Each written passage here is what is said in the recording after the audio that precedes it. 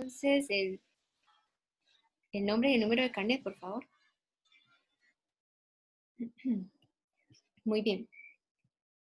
Bueno, chicos, ven acá. Vamos a ver ahorita un poquito los conceptos básicos de funciones y después de eso empezamos a ver un poquito la parte de funciones invertibles. Esto en términos de qué pasa cuando una función tiene inversa. Para que una función tenga inversa, tiene que cumplir con varios requisitos al mismo tiempo. Entonces, ¿cuáles son esos requisitos? Que sea una función inyectiva, sobreyectiva y biyectiva. Y eso es lo que vamos a abordar el día de hoy. Eso es como la parte central. Sin embargo, vamos a ver algunos conceptos básicos de funciones. Ok, no sé si ustedes recuerdan cuando a uno le enseñaron funciones, en el colegio a uno le enseñaron que una función va de un conjunto a otro, por ejemplo, de un conjunto A a un conjunto B. Y se puede ver en este caso que una función, ¿verdad? Cualquiera que estemos trabajando, se puede ver como una relación entre los elementos de un conjunto con los elementos de otro conjunto. Entonces, si tomo los elementos de A, los puedo relacionar con los elementos de ¿quién? De B. ¿Qué pasa, chicos? Que nosotros lo veíamos con los diagramas de Venn. Entonces, por ejemplo, al primer conjunto siempre le vamos a llamar el conjunto del dominio de la función y al segundo se le llama el conjunto del codominio. Entonces, decíamos, bueno, el dominio, como es el conjunto de salida, de donde sale la relación, está conformado por elementos que nosotros le llamamos las preimágenes de la función. Y recuerden que las preimágenes las representábamos ¿con qué? Con la variable x. Y en el codominio encontrábamos las imágenes de la función, que en este caso se representan con la variable y. Ahora, ¿qué decíamos? Que toda función toma un elemento x y lo relaciona con un elemento ¿qué? Y. Entonces, f depende de x. Y una vez que ustedes sustituyen x en la función, obtienen el valor de ¿quién? De y. Es decir, de la imagen. Entonces, por ejemplo, podríamos tener aquí diferentes preimágenes, x1, x2 y x3, y diferentes imágenes, y1, y2, y3, y por ejemplo, y4. ¿Qué hacía la función? La función decía con quién le tocaba relacionarse cada elemento del dominio con los elementos del codominio. Por ejemplo, a x1 le tocaba con y1, a x2 puede ser con y3 y a x3 con y2. ¿Y qué pasa, chicos? Que para que sea función, todos los elementos del dominio tienen que estar relacionados con algún elemento del codominio. Eso es muy, muy importante. Y además, nunca pueden sobrar elementos acá, pero sí pueden sobrar elementos ¿en dónde? En el codominio. Es decir, pueden sobrar imágenes, pero no preimágenes en la función. A este conjunto de imágenes, ¿verdad? Que tienen asociada una preimagen, bueno, en este caso podemos decir que están dentro de ¿dónde? Del ámbito de la función. Y el ámbito viene siendo el conjunto de imágenes que tienen alguna preimagen asociada. Eso es muy, muy importante. Entonces, ¿qué pasa? Se le llama ámbito o rango también, como lo hemos visto anteriormente. Por ejemplo, pueden sobrar elementos en Y, pero nunca en X. Y puede pasar que varios elementos de X se relacionen con un solo elemento de Y, pero al revés no. Varios de Y no se pueden relacionar con un solo valor de X. ¿Por qué? Porque ya dejaría de ser función. Por ejemplo, si yo les doy algo así, el conjunto A es el conjunto ABC, el conjunto B va a ser 1, 2, 3 y 4. Si yo les digo, en este caso, les doy esta relación, ¿verdad? Una relación que va de A a B. Y les digo, por ejemplo, así. A va con 1, A va con 2 y C va con 3. ¿Corresponde o no corresponde a una función? Si fuera el caso. No corresponde. No, Por dos razones, vamos. Todos los elementos de A no todos no se relacionan. muy bien. ¿Quién es el que está sobrando en este caso? B y A es una malo comportada, ¿no? Exactamente. No puede tener dos imágenes diferentes, pero una imagen sí puede tener dos o más preimágenes asociadas, ¿verdad? Que eso es como una de las partes fundamentales para reconocer cuándo es una relación es o no es función. Entonces, chicos, veámoslo así. Ya tenemos aquí la definición de función. ¿Qué es una función? Es aquella que toma dos conjuntos A y B y lo que hace es tomar y relacionar esos elementos. Donde tomo un elemento A del dominio y lo voy a relacionar con la imagen de A que está en el codominio, que es B. Recuerden que siempre vamos a crear pares ordenados. A, preimagen, y la imagen de A sería la imagen bajo la función, donde A pertenece al dominio. Entonces, todos los pares ordenados que se cumplen bajo la función le pertenecen a la función. Si quedan fuera de ella, entonces no vamos a involucrarlos. Entonces, chicos, ahí es donde vamos a tener los conceptos de imagen y preimagen. Recordemos que todo elemento del dominio es lo que vamos a llamar argumento o preimagen de la función, ¿verdad? Y el valor f de a viene siendo lo que llamamos la imagen de a bajo la función f. Entonces, si yo tomo una preimagen, la asocio con su respectiva imagen y ya vamos a crear un par ordenado que le pertenece al gráfico de la función. Y después a la gráfica, que es cuando ya estamos en el plano cartesiano. Entonces, por ejemplo, yo aquí tengo dos conjuntos A y B. Son dos conjuntos cualesquiera. Y me dan esta relación. ¿Esta relación corresponde o no corresponde a una función? ¿Qué dirían ustedes, chicos? Creo que no. Sí corresponde. Ah, no, Sí, sí, pero sí, mentira, sí, sí. porque Sí corresponde. usted 1 y 2 relacionados con A, eso sí se puede hacer. No, pero no, porque Sí 3 corresponde quedaría sobrando. porque Yo creo que No, no corresponde. no Sí, pero corresponde. están sobrando del B, no del A. No, el A también, ve el 3. es una pregunta. Exacto. Ajá. Estamos contando la de R, no la de S, ¿verdad? Sí, la de R. Ok. En Sí, este caso no corresponde. ¿Saben por qué, chicos? Porque si tengo 1 y 2 se relacionan con X y eso sí es permitido. Pero ¿qué pasa? ¿Que me está sobrando quién? el 3. No tiene imagen bajo la función, por lo tanto no es una función. ¿Verdad? ¿Y qué pasa con ese? Que está repitiendo el 1 y además no tiene el 2. Entonces, tampoco son funciones. ¿Verdad? Entonces aquí les dejo para que analicen el 2 y el ejemplo 2 y el 3 para que ustedes lo puedan ver si efectivamente se trata o no de una función, porque para que sea una función debe cumplir con esas reglas, ¿verdad?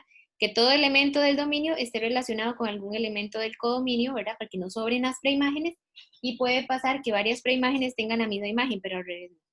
Entonces, perfecto. Ok, chicos, bien, estos son conceptos básicos que los voy a dejar por ahí. Voy a verlo rápido porque en realidad lo que quiero es enfatizar en la parte de funciones invertibles, que es como lo que sí se evalúa en la parte de trabajo colaborativo. Ok, ¿qué es una función identidad? Es aquella función que asigna a un elemento a su imagen en A. Por ejemplo, los pares ordenados 1 con 1, 2 con 2, 3 con 3. Es decir, la función identidad lo que hace es tomar y evalúa A en la función y ¿qué obtiene? El mismo valor A. Y se va a representar así, chicos, 1 de A. Eso quiere decir que es la identidad de A. A veces se reconoce también con una I, pero por el momento que ustedes ven 1 sub A, entonces sería la identidad del conjunto A.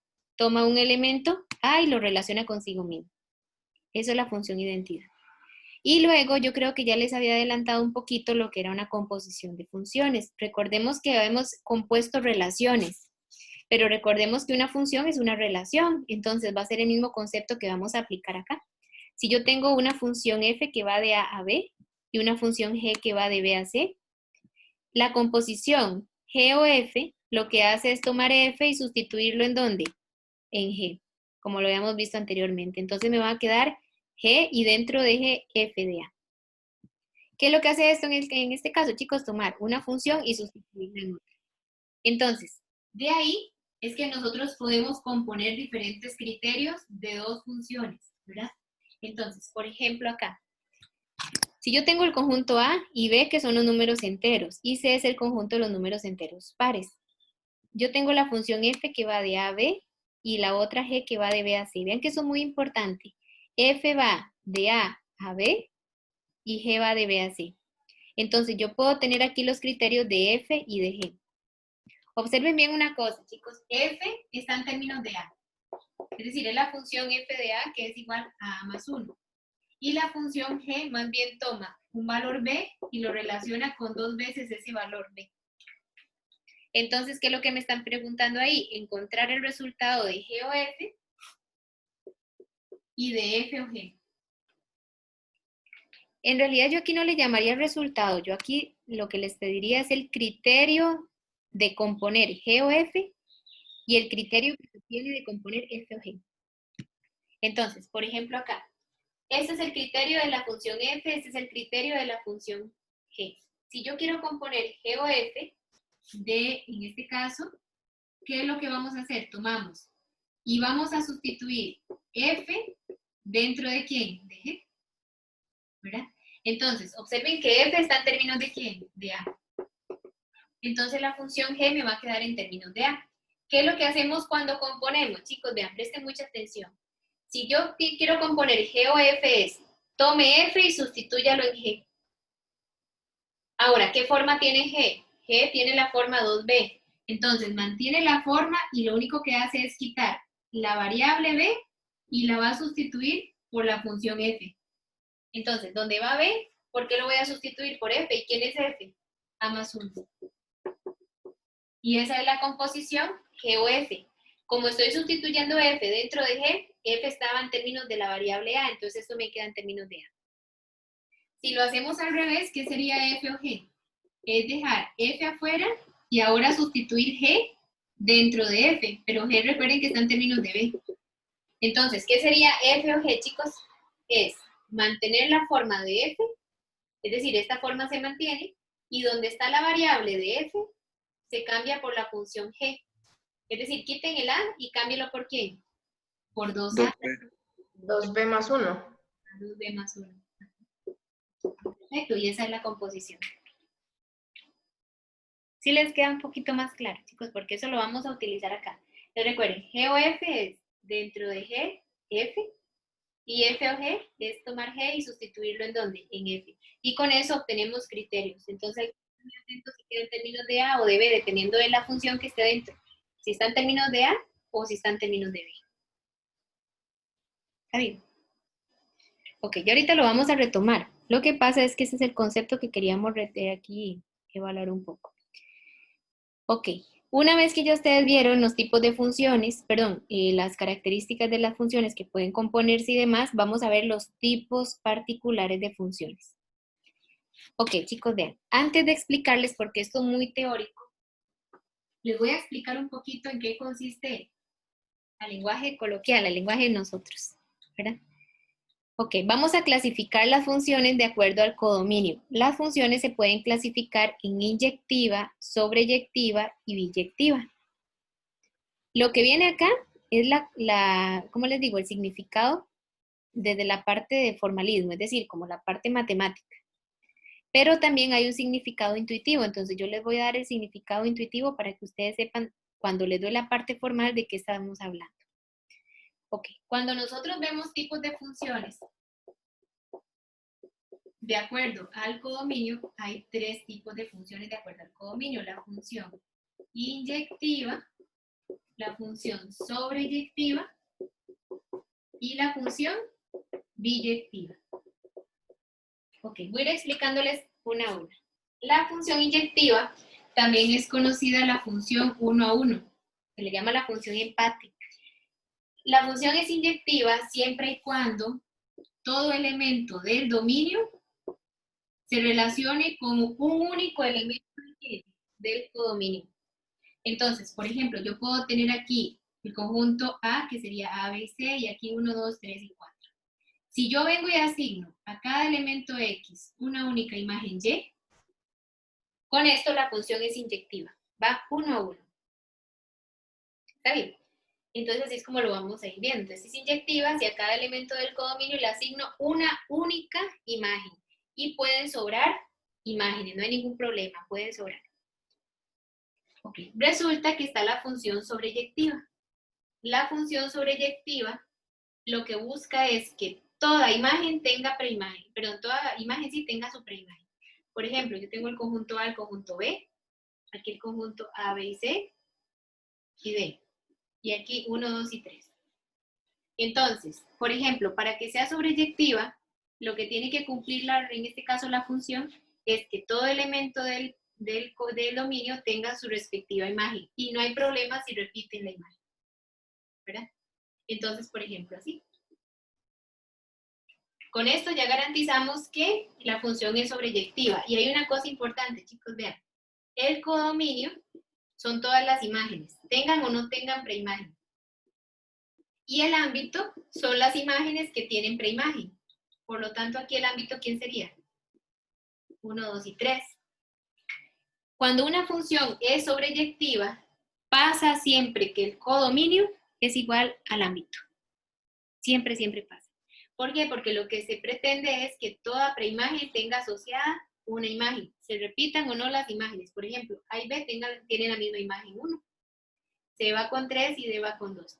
Pero no puede pasar que sobren, ¿qué? Imágenes, por ejemplo, ahí. Eso no podría pasar. Entonces, esto lo voy a quitar. Ahora, una vez que ya tenemos la definición de inyectiva y sobreyectiva, podemos ver cuándo una función es biyectiva.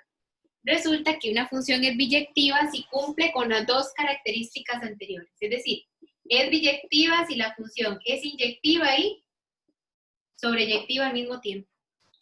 Si ustedes concluyen que es inyectiva y sobreyectiva, ya podemos decir que la función es biyectiva. Entonces, veámoslo acá. ¿Qué tiene que pasar con la función para que sea inyectiva? Para que sea inyectiva, que cada X tenga una única imagen. El dominio y el codominio tienen que tener solamente uno, ¿verdad? ¿Cómo decirlo? El dominio solamente puede tener una imagen. Muy bien, para Y no que... no tienen que sobrar imágenes. Entonces, si ustedes lo ven de esa manera, para que sea inyectiva y sobreyectiva al mismo tiempo, no pueden sobrar como está diciendo aquí. Está muy bien. ¿Qué pasa entonces? Que para que sea sobreyectiva, tiene que pasar que a cada preimagen le corresponda una única imagen y no sobren imágenes. Y ya con eso ya podemos decir, bueno, la función es biyectiva. Si no es inyectiva o no es sobreyectiva, es decir, si no es alguna de las dos características, ya no es biyectiva.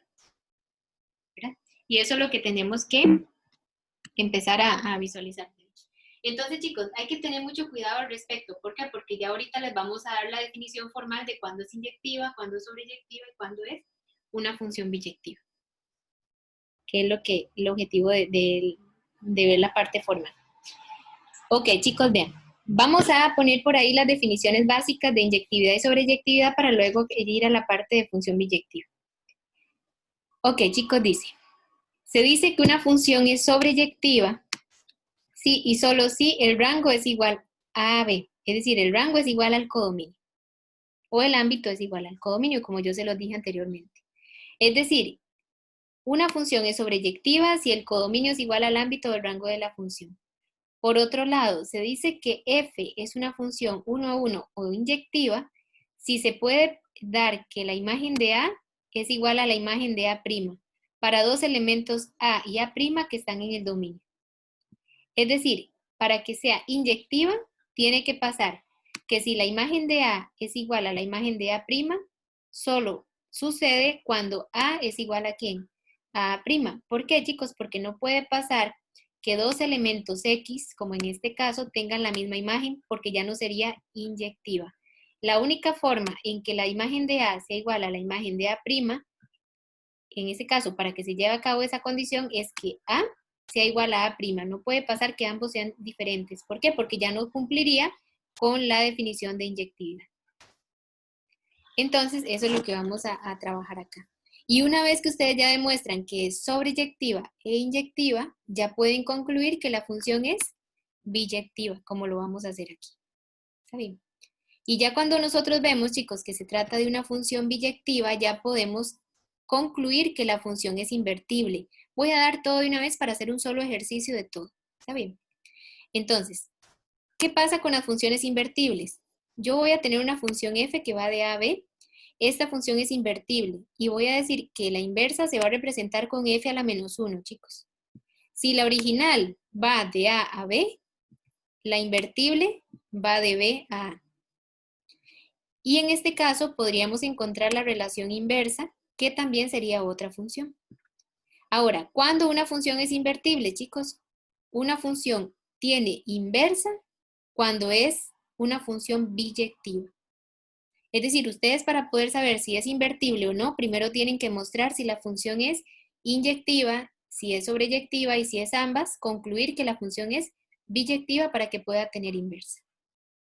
De forma contraria, no. Entonces, eso es lo que vamos a ver, por ejemplo, acá.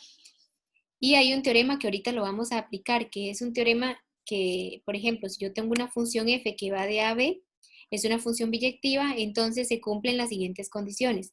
Es decir, si esta función es biyectiva, tiene inversa, es decir, la función es invertible. Y resulta que si tiene inversa, nosotros podemos combinar, o podemos componer, perdón, f con la inversa de f, y eso nos va a dar la identidad de b. Y la composición de la inversa de f con f nos daría la identidad de ¿quién? De a. ¿Por qué, chicos? Porque recuerden que en este caso f va de a a b, como estamos acá. ¿Y la inversa de dónde a dónde va? ¿De b a qué?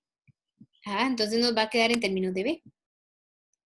Ahora, si yo sustituyo o combino, hacemos la composición de la inversa con f, recuerden que f va a quedar dentro de la inversa. F va de a a b. Por eso es que les tiene que quedar la identidad de a. ¿Y quién es la identidad de a? A. ¿Quién es la identidad de b? B. Que eso es lo que queremos aplicar acá. Entonces, chicos, vean, vamos a hacer un ejemplo, como este del ejemplo 1, donde vamos a demostrar si es una biyección. Una vez que demuestran si es biyección o no, vamos a construir la inversa, y cuando ya tienen la inversa, vamos a verificar que f compuesta con la inversa va a dar la identidad de b, y f inversa compuesta con f me va a dar la identidad de ¿quién? De a. Entonces vamos a ver, a hacerlo un momentito con todo detalle. Bueno, chicos, vean, voy a seguirles explicando acá, ya modo resumen de cuáles son las propiedades o cuáles son las definiciones que vamos a utilizar para demostrar que una función es una biyección o que es una función biyectiva. Para mostrar que es biyectiva, primero tendríamos que mostrar que la función es inyectiva y sobreyectiva. Ahora, ¿cuál es la definición de una función inyectiva? Una función es inyectiva si yo me doy dos elementos del dominio. Suponemos que la imagen de A es igual a la imagen de B. Y deben demostrar que en este caso, si la imagen de A es igual a la imagen de B, es necesariamente porque A es igual a B. No puede pasar que ellos sean diferentes, porque dos elementos diferentes no pueden tener la misma imagen, porque si no ya no sería inyectiva. Ahora, es sobreyectiva cuando yo a todo elemento del codominio le encuentro un elemento en el dominio. Es decir, vamos a garantizar que es sobreyectiva si nunca sobran las imágenes. Entonces, ¿qué pasa? Que a toda imagen me voy a dar un elemento B, cualquiera, que esté en el codominio, y voy a suponer que ese elemento B es de la forma de la imagen de A. Entonces, si yo me doy en ese elemento que es una imagen de A, tengo que buscarle a ese elemento B su respectivo valor, ¿en dónde? En el dominio. Entonces va a existir ese valor en el dominio de la función. Y ya cuando demostramos que es inyectiva y sobreyectiva, ya podríamos concluir que la función es biyectiva. Y con eso la función es una biyección, que era como les estaba mencionando anteriormente. Ok, ahora sí, apliquemos esas propiedades para demostrar que esta función es una biyección.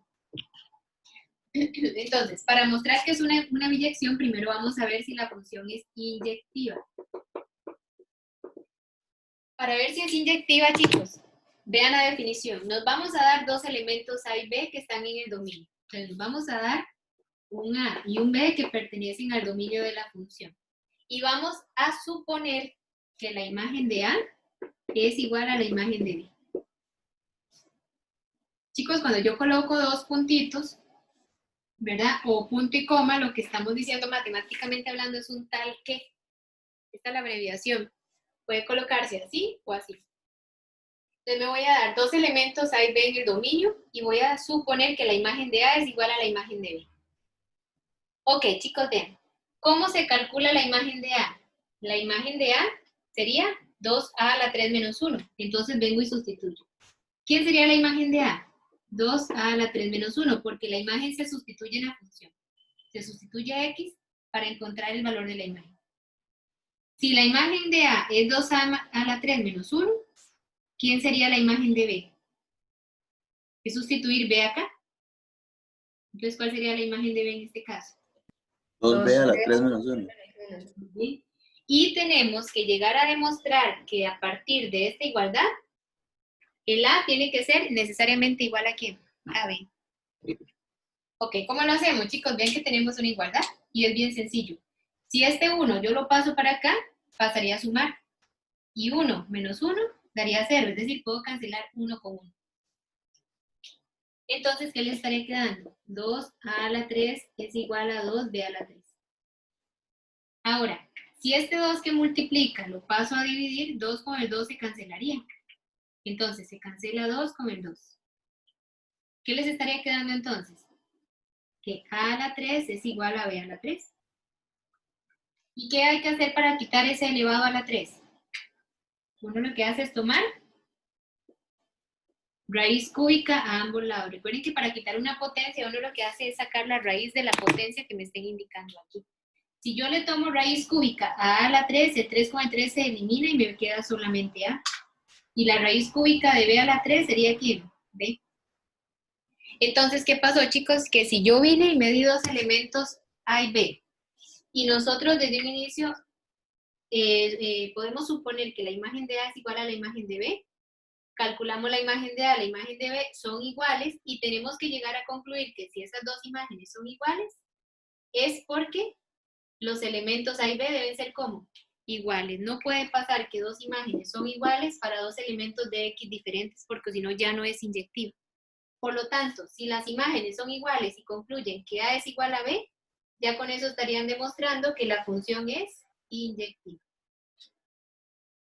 porque cumple con la definición de inyectividad. Ahora, si ya tenemos la parte inyectiva, vamos a demostrar que la función es sobreyectiva. Para mostrar que la función es sobreyectiva, nos vamos a dar un elemento b que pertenece al conjunto del codominio, es decir, un b que está en b. Ya lo ven aquí. De manera tal que ese b es la imagen de un valor a. ¿Cuál a? No sé, pero hay que buscarlo más bien. Es decir, es sobreyectiva si todo elemento del codominio tiene una preimagen asociada. ¿Qué es lo que hay que hacer? Buscar cuál es esa preimagen. Entonces, nos vamos a dar un elemento b y vamos a suponer que b es de la forma de f de a. ¿Cómo se calcularía la imagen de a? La imagen de a sería 2a a la 3 menos 1. Y una vez que ustedes igualan b a la forma que tienen las imágenes, lo que tendrían que hacer es buscarle a b un elemento en el dominio, es decir, un a. ¿Y cómo lo hacen? Invirtiendo la ecuación. Entonces, chicos, ustedes dicen, bueno, si b es esto, ¿verdad que b más 1 es 2a a la 3? El 1 que estaba restando lo pasé a sumar. Este 2 que multiplica, pasa a dividir. Y luego, para quitar esta potencia 3, tomamos raíz cúbica. Me va a quedar raíz cúbica de b más 1 entre 2 es igual a a. ¿Qué pasó, chicos? Que yo me di un elemento b en el codominio y llegué a demostrar que este elemento b tiene una preimagen asociada, es decir, un valor ¿de quién? De a. Entonces, ¿qué pasó, chicos? Que a todo elemento de la imagen encontramos una preimagen. Eso sí, chicos, hay que tener mucho cuidado. Cuando nosotros encontramos los elementos de a, estos elementos de a deben de estar dentro del dominio. Por ejemplo, vamos a ver acá. Por ejemplo, acá. Si yo aquí tengo a, ven que aquí no tiene restricción, ¿verdad? Si no tiene restricción, entonces lo que tendríamos que hacer es venir y decir, bueno, como aquí hay un 2, este valor de a siempre existe. ¿Por qué? Porque yo le doy un valor de b, cualquiera, lo sustituyo y lo calculo y siempre me va a dar un valor de a diferente. Y este a no tiene restricción en el dominio. Si hubiera sido, por ejemplo, aquí, un b, por ejemplo, este que agregué. ¿Qué pasó aquí? Que este b no puede ser ¿cuánto? No puede ser 0. Profe, ¿podría bajar un poquitito la cámara? Es que casi nos... Ajá, sí, casi no se veía. Entonces, por ejemplo, aquí. Vean que yo aquí voy a quitar el b. Si yo vengo y quito el b, no hay ninguna restricción. ¿Por qué? Porque yo puedo sustituir el b que yo quiera y siempre me va a dar un valor de a. El problema es si yo le hubiera agregado aquí un b abajo. ¿Qué pasa ahí? Que la restricción dice que abajo b no puede valer ¿cuánto? 0. Porque no existen los números reales, algo entre 0. Entonces, ¿qué pasa? Que en este caso el a tiene que ser cualquier número real menos ¿qué? Menos el 0. Y tienen que estar totalmente seguros que este A esté dentro del dominio. Por ejemplo, si yo les digo aquí, el dominio va de todos los reales menos el 0 a todos los reales. Aquí me dijeron que era un A y un B, pero yo lo estoy cambiando por estos valores. Si este es el A, ¿cuál es la única restricción que tiene? 0. ¿Y qué pasó? Que aquí no puede ser 0, entonces no hay problema. Esto siempre va a existir porque la única restricción que tenía, que era 0, ya la está quitando el dominio. Entonces, quiere decir que este valor A siempre existe. ¿Verdad? De igual manera aquí, si yo le digo es todos los reales menos 0, el B no puede ser 0. Entonces, efectivamente, como estamos quitando el 0, esto siempre va a existir porque nunca va a dar 0 abajo, porque ya lo quitaron de la restricción. ¿Verdad? Ya lo hicieron como una restricción más bien. Y ya cuando ustedes demuestran que a todo valor B le encuentran un valor A asociado, ya pueden concluir que la función es sobreyectiva. Y si la función es inyectiva y es sobreyectiva, ¿qué podemos concluir? Que la función es biyectiva, muy bien. Y si ya es biyectiva, ya podríamos decir que la función es invertible, que es uno de los objetivos. Es decir, les vamos a tomar ejercicios donde ustedes tienen que mostrar que es biyectiva, y una vez que ya demuestran que es biyectiva, tienen que construir el criterio de la función inversa. Observen bien que la original va de A a B. Entonces, ¿la inversa de dónde va? De B a A. Porque la inversa lo que hace es darle vuelta a los conjuntos. Ok. Vamos a hacer eso un momentito. Vamos a seguir grabando. La segunda parte lo que me está diciendo, que ya una vez que nosotros demostramos que es una biyección, es decir, ya ustedes vieron que la función es inyectiva y es sobreyectiva, la conclusión final es que la función es inyectiva y sobreyectiva ya es biyectiva. Y por ser biyectiva tiene inversa. Entonces, podemos resolver la parte B. Si ustedes no demuestran, o por ejemplo, en la parte de la demostración ven que no cumple con alguna de las dos proposiciones, ya no es biyectiva y no va a tener inversa. Pero no se cumplirían las dos. Entonces, para que tenga inversa, vamos a considerar esto. La función original, vean una cosa, la original va de A a B. Y el criterio de la original era f de A igual a 2A a la 3 menos 1. Resulta que me están pidiendo encontrar la inversa. La inversa ahora va de B al conjunto A. Y hay un detalle importante. Resulta que, véanlo aquí, la original iba de A a B y ese es el criterio de la original. La inversa lo que hace es darle vuelta a los conjuntos de la función original. Y lo que haremos es buscar el criterio de la función inversa.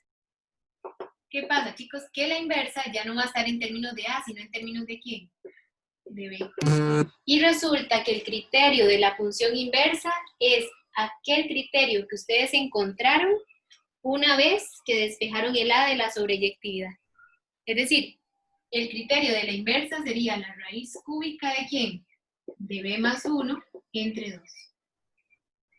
Y eso es lo único que me están pidiendo ahí. Es decir, que con solo que ya ustedes hayan mostrado la sobreyectividad, esto que les queda aquí una vez despejado A, es el criterio de la función inversa. Y recuerden que la inversa ya no queda en términos de A, sino que va a quedar en términos de ¿quién? En términos de B. Y ya con eso tendrían la parte B. Ahora, vean lo que me piden en la parte C.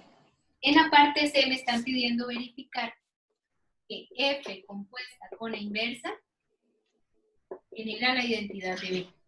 Y además, que la inversa compuesta con F genera la identidad de A. Chicos, hay que tener mucho cuidado porque vean, si fuera para efectos de tareas o de quizzes o lo que fuera, ¿verdad? Y también para el trabajo colaborativo, con que la parte inyectiva y sobreyectiva vaya mal, ya con eso tendrían malo la parte B y C, ¿verdad? Porque ven que la parte B depende de la sobreyectividad. Y la parte C ocupamos la función original y la inversa, es decir, ocupamos ambas funciones.